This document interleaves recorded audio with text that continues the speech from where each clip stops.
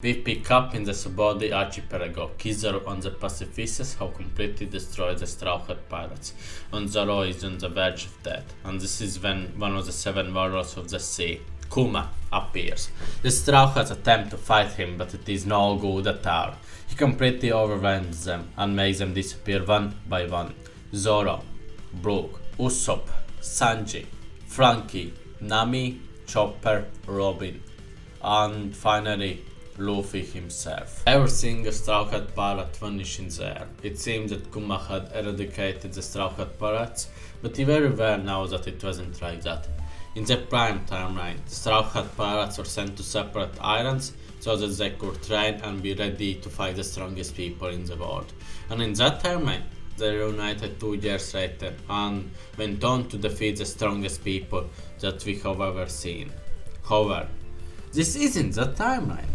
In this timeline, Kuma hadn't thought of the best training destinations for the crew and instead wanted to just save them from Zoro and the pacifistas. He had no master plan here, and so the Straw Hats have been transported to Amazonry. What ripple effects will this change create? However, the summit war changed in this timeline, and will Luffy succeed in saving his brother Ace? Let's find out together!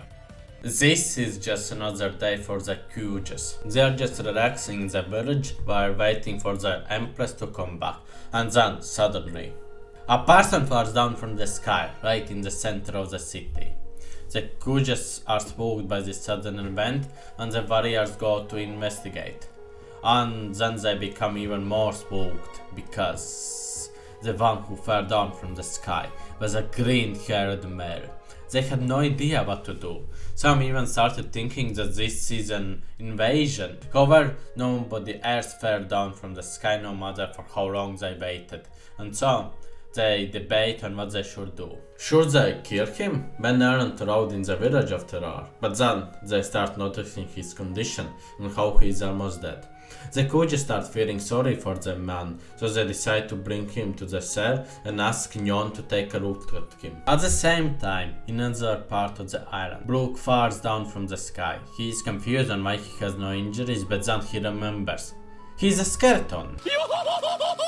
And then Usopp falls on his head. They start wondering what is going on. Where are they and where is the rest of the crew? Together, they start looking around the area while hoping that everyone else was here as well. Some of the beautiful Kuges are washing in the river and having a joyous time. But then, this atmosphere is ruined when someone falls down from the sky. The Kuges go look at what fell down from the sky. If only they knew what kind of a monster it was. Then they would have had run away. The one who fell down was Sanji. He starts walking around, wondering where his crew was. But then he notices them. The most beautiful woman that he has ever laid his eyes on. And he nearly dies from blood loss. Frankie found himself in a sea. He started to swim to the shore, but someone suddenly tried biting him in his leg. It was a monstrous sea king. Frankie tried to attack him, but he was all out of cola and could do nothing but swim his way as fast as his legs could carry him.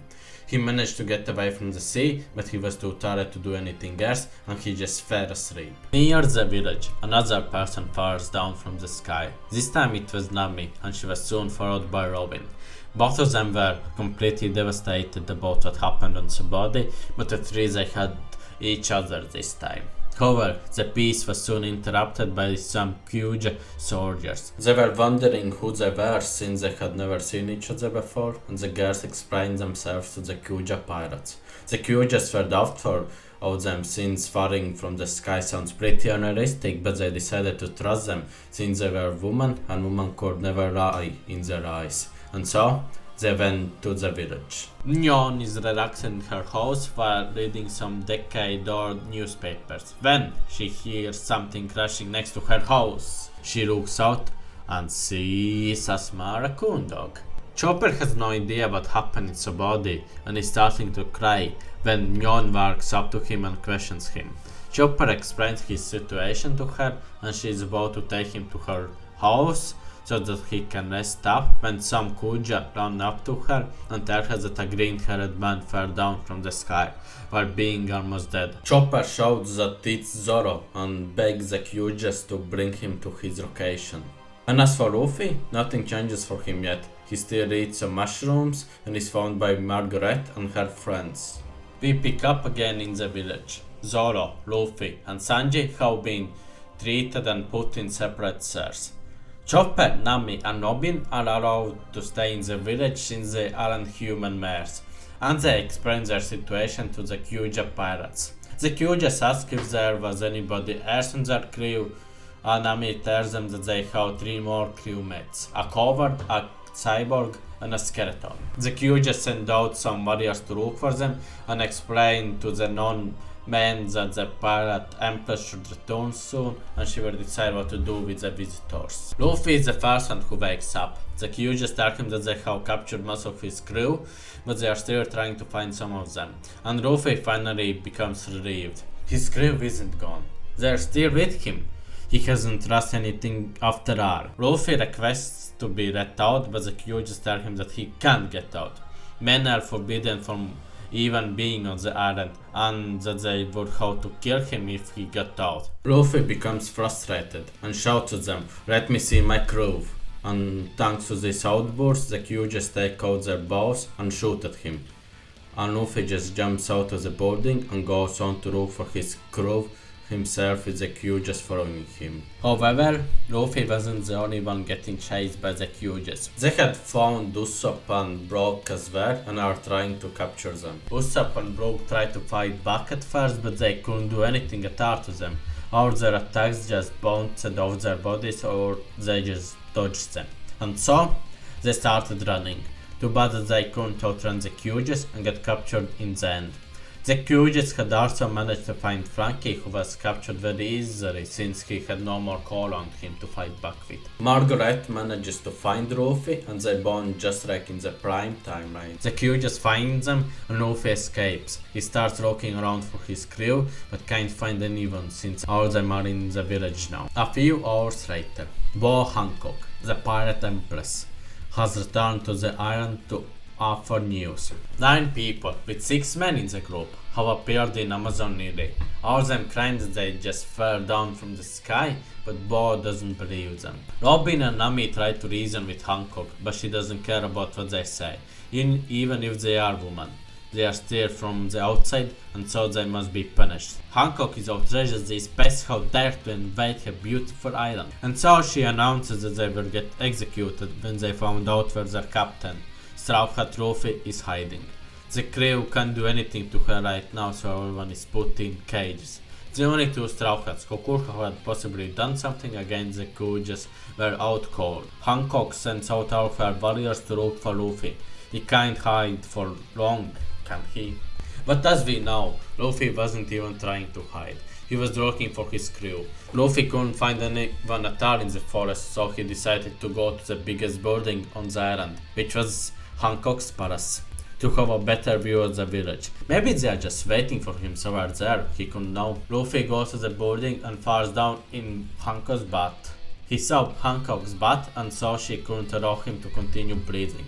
Hancock tries to talk him to stone, but he doesn't fall. She's shocked. No man before has ever been immune to her powers. Luffy tries to get away, but Hancock manages to beat him fairly easily. Luffy wakes up in the Coliseum. He looks around and he sees them all. Zoro, Nami, Usopp, Sanji, Chopper, Robin, Frankie, and even Brook. All of them are with him again. Luffy starts cheering and the crew joins him, despite their circumstances. The Straw Hat Pirates have been reunited, and this time it only took a few days instead of 2 whole years. It is too bad that this cheerful mood was destroyed seconds later by Bo Hancock. She screams at them and tells them that this will be the end for them. The Straw Hat Pirates have invaded Amazon Lily and their captain dishonored her, so they must be punished. This is when Margaret speaks up. She tries to explain to Hancock that Luffy was a good man, that he would never even try to invade a country. Margaret begs her to allow him and his crew to live. She is soon joined by her two friends, who also believe that Luffy has done nothing wrong. This makes Hancock livid. Not only has a pirate crew invaded her island, but some of her crews are even taking their side? No, this can't be permitted.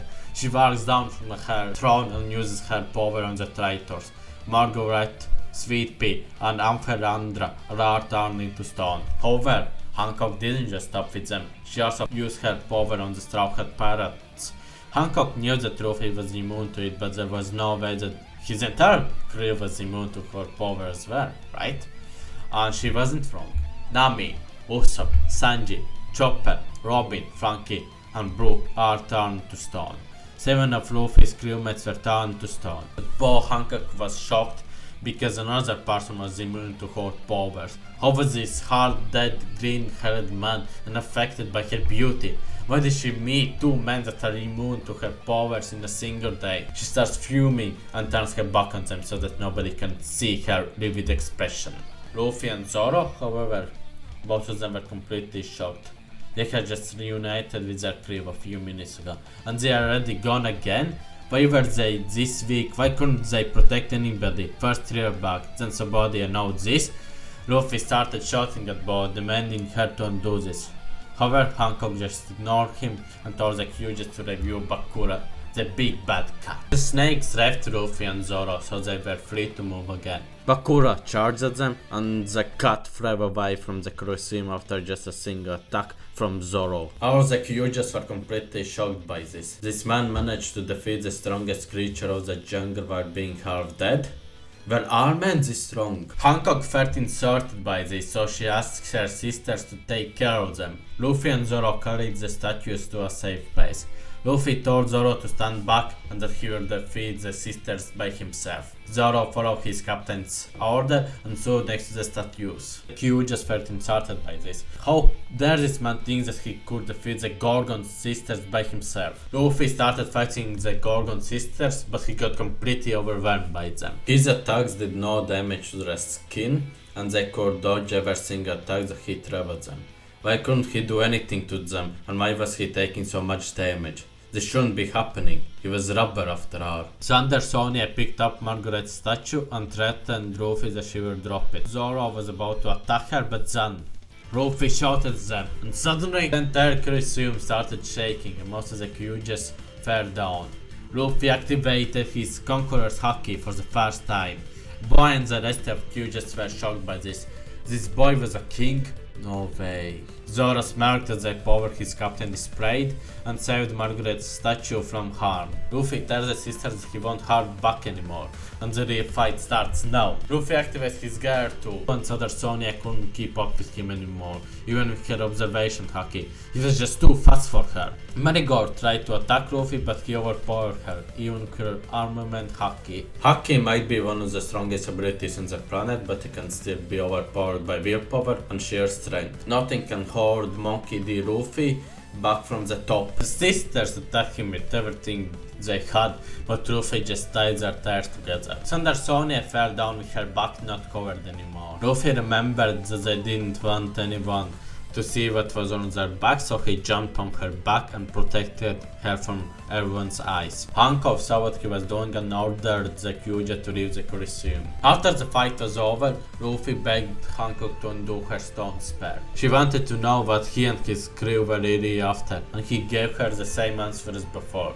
They weren't here to make them as Oniri, and he just wants to return to SABAODY so that they can continue their journey. Hancock told him to choose between a ship which he could use to leave the island or her undoing the stone spear. And Luffy, of course, thanked her for undoing the spear without even thinking about the options. Hancock undid her spear, and this time Luffy could fully enjoy his reunion with his crew. He hugged all of them and told them that he won't allow anyone else to defeat them ever again. The Straw Hat Pirates will never lose again. Sometime later, Hancock explained her backstory to Luffy. She also learned that Luffy was brave enough to punch a celestial dragon, which made her fall in love with Luffy. And during the night, Amazon nearly experienced the biggest party in its history. Everyone was cheering, everyone was having a good time, and the Straw Hats were enjoying themselves yet again. The Hyugas ran about how mares operate and also how it's strike for women outside the island. Luffy and his crew managed to escape the strongest foes they had ever faced in SABAODY, and now they are free to party again with no worries. Luffy was the center of attention for Hyugas, so he decided to escape from the party for a bit. He was joined by Margaret and together they went to Neon's place, and here he ran about the worst thing that could ever happen. His brother, Ace, was to be executed in a week. Luffy knew about the pirate code, how every crew should fend for itself, but he couldn't just sit here and watch his own brother be executed. He had to challenge the entire world government and save his brother. Luffy managed to get Hancock to accept the government's order and go to Marineford. While going there, Bob will drop him off at Impel Down. But the question is, what will happen to his crew now? Will all of them go to Impel Down? No, all of them can't get into Impel Down. Bob wanted to bring multiple of her Hyuga pirates to Impel Down so they could drop the entire crew there, but she only managed to get permission for her two sisters, and so 3 Straw Hat pirates can sneak in with the Boa sisters and get into Impel Down. The remaining 6 Straw Hats will go straight to Marineford with Boa so that they are ready to fight in case Luffy fails to save Ace at Impel Down. But the question is, which 2 Straw Hats will join Luffy at Impel Down? This will be up to you guys. There is a poll in the description and the pinned comment to sure decide which 2 Straw Hats will join Luffy in the next arc. Will Luffy succeed in saving Ace? How much will Luffy's 2 crewmates affect Impel Down? Can they stand a chance against the warden of Impel Down, Magellan? Find out next time on What If the Straw Hat Pirates Weren't Separated in SABAODY.